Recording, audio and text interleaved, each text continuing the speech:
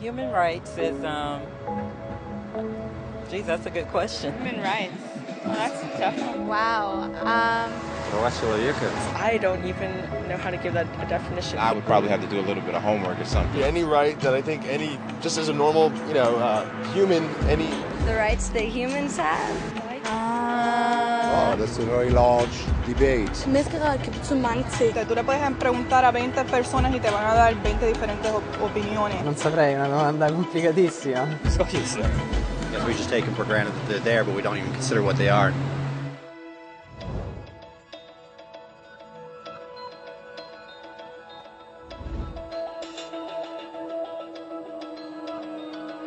Human rights are the rights you have simply because you're human.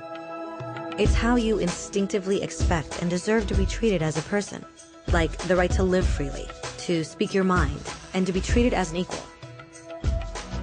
There are many kinds of rights. Most apply to a certain group. But human rights are the only ones that apply to absolutely everyone, everywhere. That means kids, old people, poor people, basketball players, garbage men, rappers, teachers, Africans, Indians, Albanians, Christians, Muslims, Kabbalists, atheists, your mom, your dad, your next door neighbor, and you all have the exact same human rights. In other words, they're universal. But the question remains, what are they? Name the human rights? What the human rights are? The right to live.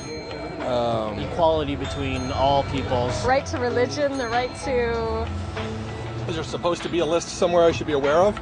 According to the United Nations, there are a total of 30 human rights, which are usually lumped together and called simply human rights.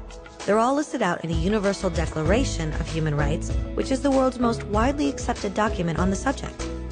But it was a long time in coming. At first, there were no human rights. If you were in with the right crowd, you were safe. If you weren't, well, you weren't.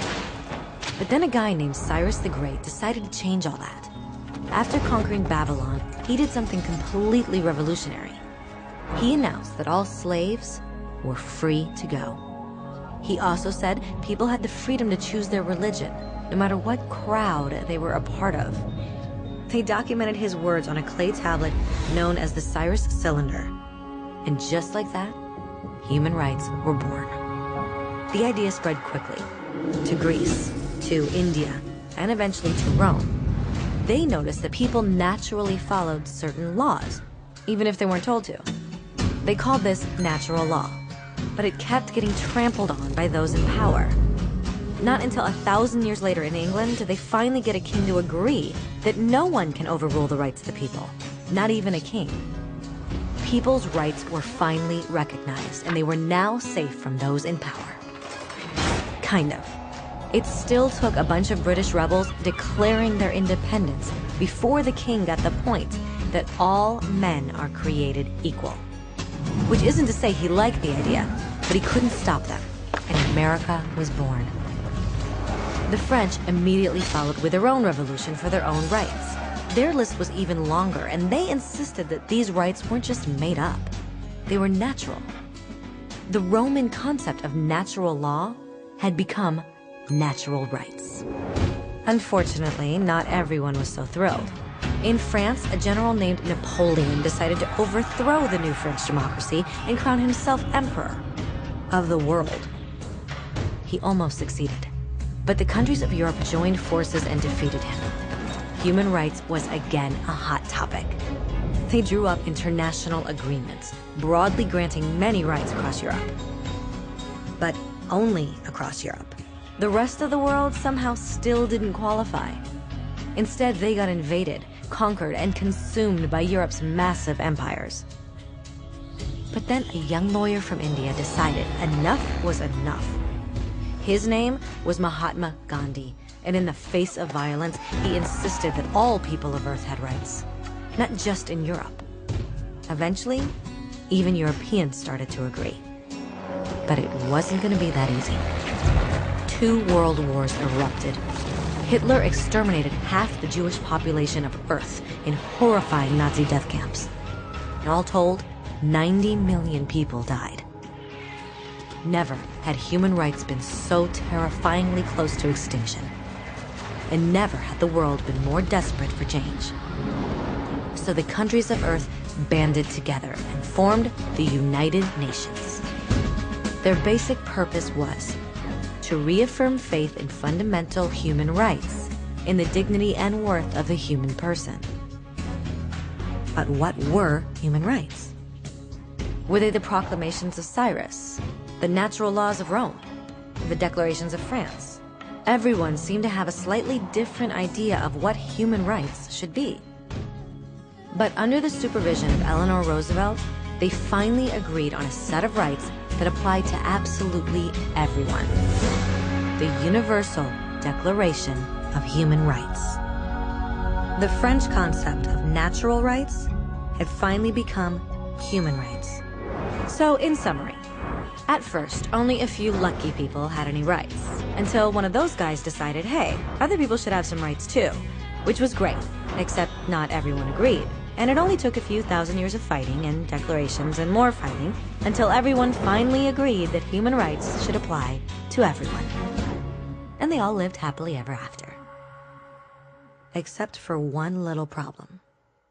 If people have the right to food and shelter, why are 16,000 children dying of starvation every day? 1 every 5 seconds. If people have freedom of speech, why are thousands in prison for speaking their minds? If people have the right to education, why are over 1 billion adults unable to read? If slavery has truly been abolished, why are 27 million people still enslaved today? More than twice as many as in 1800. The fact is, when it was signed, the Universal Declaration of Human Rights did not have the force of law. It was optional.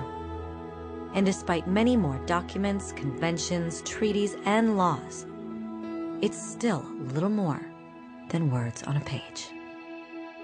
So the question is, who will make those words a reality?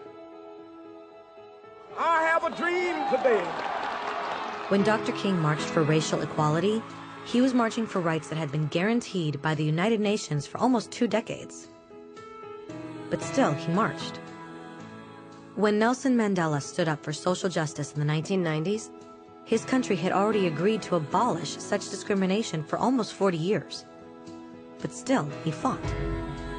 Those who fight today against torture, poverty, and discrimination are not giants or superheroes. They're people. Kids, mothers, fathers, teachers. Free-thinking individuals who refuse to be silent. Who realize that human rights are not a history lesson. They're not words on a page. They're not speeches or commercials or PR campaigns. They are the choices we make every day as human beings. They are the responsibility we all share to respect each other, to help each other, and to protect those in need. As Eleanor Roosevelt said, where, after all, do universal human rights begin? In small places close to home. So close and so small that they cannot be seen on any maps of the world. Yet they are the world of the individual person, the neighborhood he lives in, the school or college he attends, the factory, farm, or office where he works. Such are the places where every man, woman, and child seeks equal justice, equal opportunity, equal dignity without discrimination. Unless these rights have meaning there, they have little meaning anywhere.